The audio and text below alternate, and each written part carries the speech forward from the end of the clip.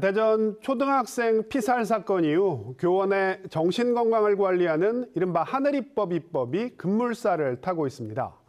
이를 둘러싼 교사와 학부모들의 의견이 크게 엇갈리고 있는데요. 먼저 학부모들의 생각은 어떤지 참교육 학부모의 강영미 회장과 좀 더 자세한 이야기 나눠보겠습니다. 회장님 어서 오십시오. 네, 안녕하세요. 네. 자, 하늘이가 다녔던 학교도 오늘부터 저학년 학생들이 등교를 했다고 하더라고요. 그리고 이제 2주 뒤면 사실 대부분의 학교들이 개학을 하잖아요. 특히 초등학교 저학년 자녀를 둔 학부모들이 걱정이 많을 것 같은데 현재 학부모들 사이의 분위기는 어떻습니까? 앞으로 불안해서 학교를 어떻게 보내냐. 네. 그리고 이제까지는 학교에서 선생님 말씀 잘 들어야 한다고 가르쳤는데 네. 이제는 뭐라고 가르쳐야 될지 모르겠다. 네. 어떻게 교육을 시켜야 될까 이런 고민들을 계속 나누고 있고요. 네.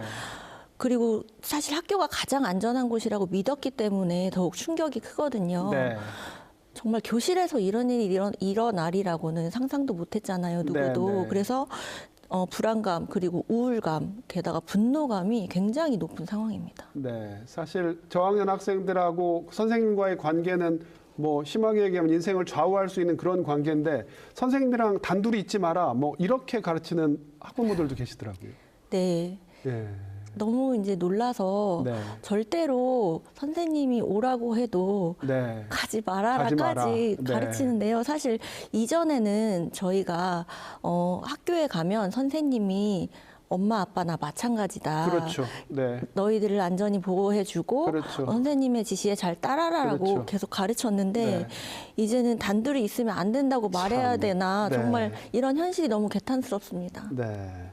자, 그래서 정부는 이런 학교 안전을 강화하기 위해서 이른바 하늘이법 만들기에 속도를 내고 있습니다. 자, 하늘이법을 둘러싸고 학부모들 사이에서도 여러 가지 의견들이 나오는 것 같아요. 자, 먼저 회장님 어떻게 보십니까?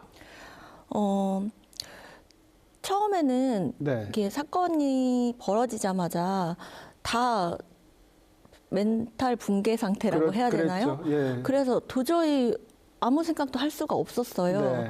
그런데 하늘이법이 하늘이 장례식 중에 네. 추진되는 것을 보면서 네. 굉장히 불편했습니다, 사실은. 네. 지금 해당 교사가 치료 중이라 네, 조사도 네. 제대로 이루어지지 않고 있다고 아직까지는 그렇죠. 들었고요. 그리고 무슨 일이 벌어지면은 일단 원인부터 철저히 네. 분석한 다음에 네. 대책을 하는 게 상식 아니겠습니까? 그렇죠. 그런데 지금 빨리 만드는 것이 중요한가라는 의문이 들었고요. 그리고 무엇보다 학교 안에서 벌어진 일이기 때문에 네. 학교 구성원들의 목소리를 듣는 절차가 우선되어야 된다고 생각을 해요. 그런데 이런 과정 없이 무조건 빨리 만드는 것에만 네. 집중하는 것 같아서 굉장히 네. 우려스럽습니다. 교육당국이 어떻게 보면 면피용 후속 대책을 그냥 막 쏟아내고 있다 이런 느낌을 받으신 거군요. 네, 그래서 지금 대책이라고 나오는 것들을 보면은 네. 좀 동의하기 어려운 것들이 많아요. 네. 돌봄 귀가할 때 네. 도우미를 이렇게 같이 붙여서 안전도우미. 귀가시킨다? 네. 이런 대책들이 나오고 있는데 네. 그 도우미는 그러면은 안전한가? 네. 그럼 아이가 혼자 학교에 있는 경우가 많거든요. 네. 화장실도 혼자 가요. 네. 그럴 때는 화장실 안까지 또 안전한 사람이 따라가야 되나? 네. 정말 이거는 대책이 아닌 것 같은데라는 네. 생각도 들어요. 그 중에서도 크게 논란이 되는 게 이제 정신질환으로 교직 수행이 어렵다 이렇게 판단되는 교사에 대해서 교육당국이 이제 직권으로 휴직 또 면직 이걸 가능하게 하는 이 제도잖아요. 이 제도를 둘러싸고 선생님들은 강하게 반발하시더라고요. 이 문제는 어떻게 보십니까? 처음에는 저도 사건 듣자마자 네. 이런 교사는 절대 교단에 서면 안 됐었는데 네. 왜 학교에 계속 존재했지? 라는 생각을 하면서 이런 교사들을 어떻게 걸러내야 되지? 네. 그런 기준은 왜 없는 거지? 네. 이런 생각을 했어요, 사실은. 네. 근데 이제 찾아보니까 교육공무원법에 이미 정신적으로나 신체적으로나 업무 수행이 불가능한 경우에 네. 직권 휴직 또는 직위 해제, 직권 면직까지 할 수 있는 조항이 있더라고요. 이미 제도가 있더라고요. 예. 그런데 그것들이 왜 작동하지 않았는지에 네. 대한 철저한 원인부터 저는 분석을 해야 된다고 봐요. 네. 그 지금 말씀드렸듯이 그런 교사를 그냥 놔두자는 건 절대 아니고 네, 그런 네. 교사를 진작에 왜 네. 분리하지 않았는지에 대한 의문이 강하게 들어요. 왜냐하면 네, 네. 이미 그 교사는 몇 년 전부터 네. 1년 동안 수차례 네. 굉장히 많은 몇 달 동안의 휴가를 계속 써왔어요. 네. 그러면은 그것만 보더라도 아이들을 수업하기 어려운 상태에 있는 거잖아요. 네. 그리고 지난 해에도 하반기에만 80일 이상 조퇴와 휴가를 썼다고 합니다. 네. 그런데도 그런 교사를 왜 아무런 절차 없이 복직시켰는지 네. 이 부분에 대해서 전 철저하게 따져봐야 된다고 생각을 하고요. 네, 네. 무엇보다 법이나 제도를 만들 때는 네. 학교 구성원들의 인권이 모두 존중되는 방향으로 네. 좀 신중하게 설계를 해야 된다고 생각합니다.